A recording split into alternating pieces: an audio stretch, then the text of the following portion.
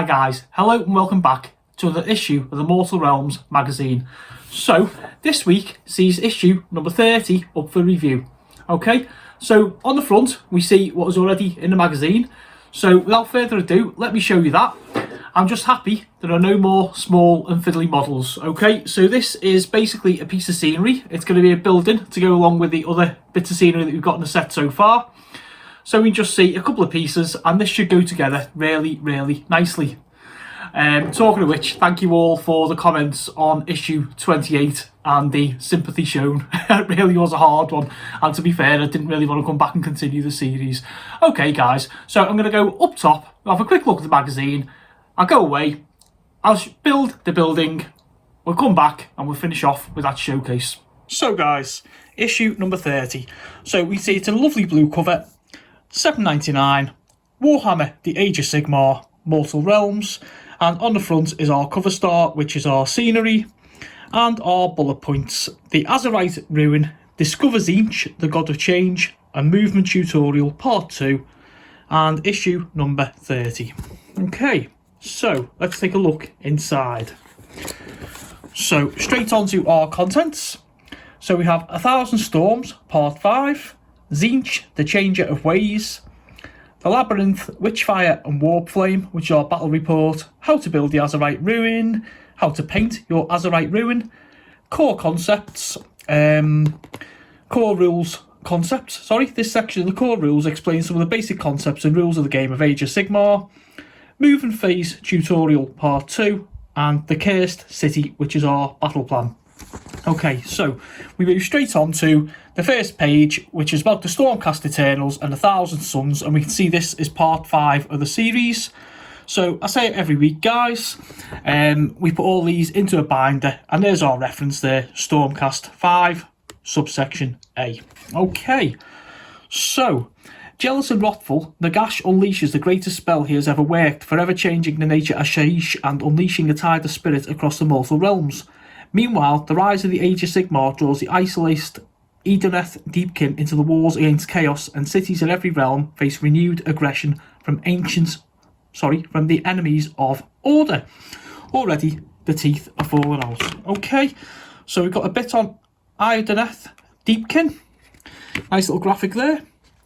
And then we see it says about the Shyish Necroquake and the Idoneth Alliance. So this is for the history buffs out there amongst you, and the eager-eyed amongst you might just notice that the first part has come away, as they do, because these are designed to go into binders. Okay, so moving on, so we have the Green Tide Rising, the Battle of Glimsforge, which we've heard about Glimsforge in the past issues, the Lord Nihilat, Skullfiend Tribe, nice little graphic there.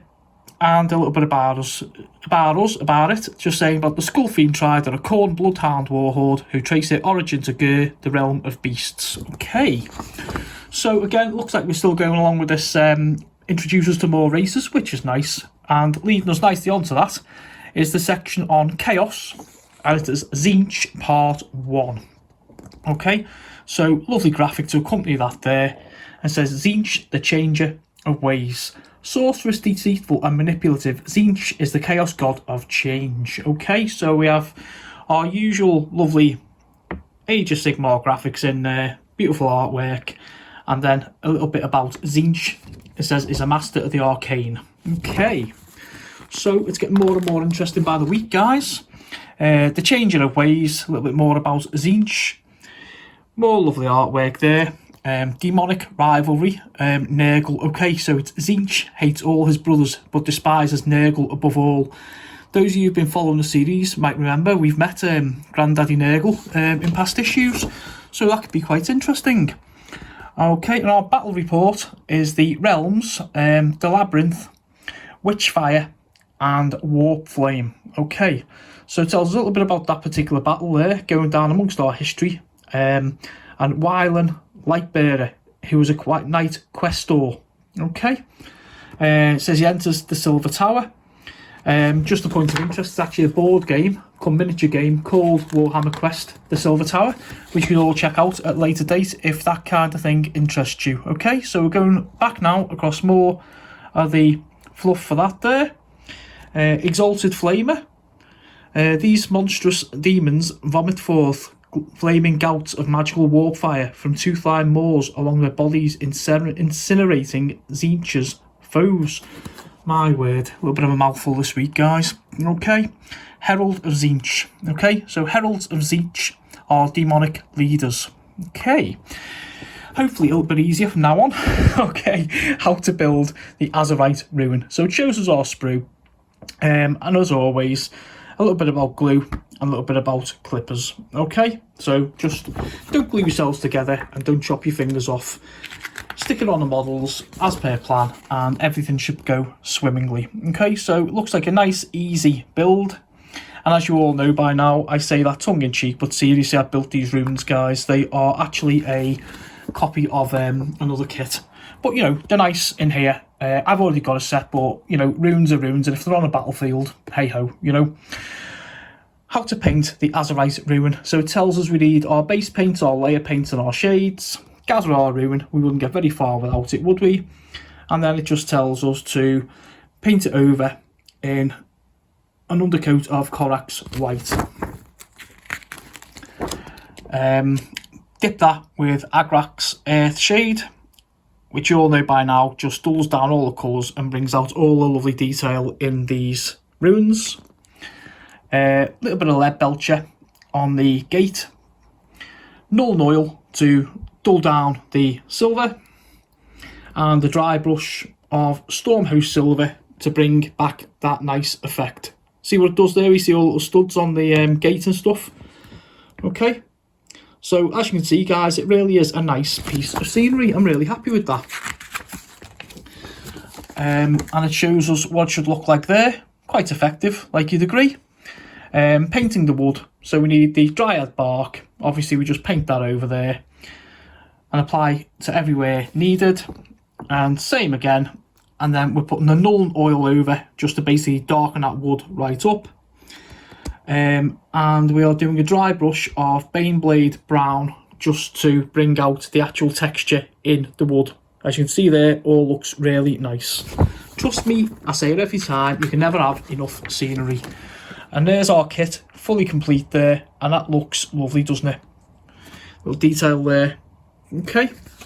And then we go on to the section about the core rules. Core rules explain how to play the games of Warhammer Age of Sigmar. Your playthroughs and reference sheets were based upon these, but here they are explained in depth. The first section covers basic concepts. More core rules sections come in other issues of Mortal Realms. So it's now going over, and it is just, we're going a little bit deeper now, guys. Okay, explains to us what units are and armies and war scrolls and all those good things. Tools of war, which is obviously our dice or die.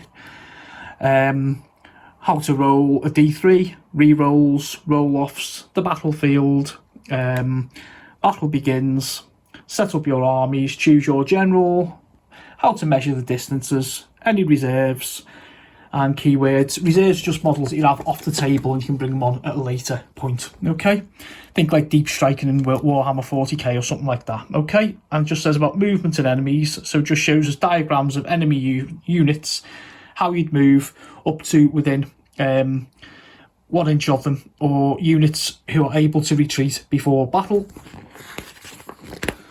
And special movement, which includes running units and flying over models, which your ethereal, basically your ghostly figures, your Nighthorns, would be able to do. Okay, so it's not the biggest issue this week, but you know, it's nice. And then we go to the Cursed City, which is our battle plan, and we're going to be using these lovely runes, and it shows us a little bit of a diagram, a little bit of a map there. So once your Azerite runes have been placed on the mat, turn over the page to find out how to set up your forces and fight your battle plan. So, the Haunted Rune is going to be set up as such. We're going to have our last piece of scenery there, our new piece of scenery here, and then we're going to have our forces. Okay, so it tells us to basically lay out the battle mat, have all the reference sheets, choose who's going to be which player, Stormcast or Nighthorns, and follow the setup below. So our armies, so for the Nighthorns, we're going to have the Briar Queen, the Thorns, 4 Grimghast Reapers, a Lord Executioner and 9 Glaive Wraiths. For the Stormcast, we're going to have Xandria Azorbolt, 3 Evocators, 4 Liberators and 3 Castigators. Tells us about the setup. First turn, the Stormcast player has the first turn in this battle round, and we have a glorious victory, which we all know by now basically means wipe the other side out. Okay.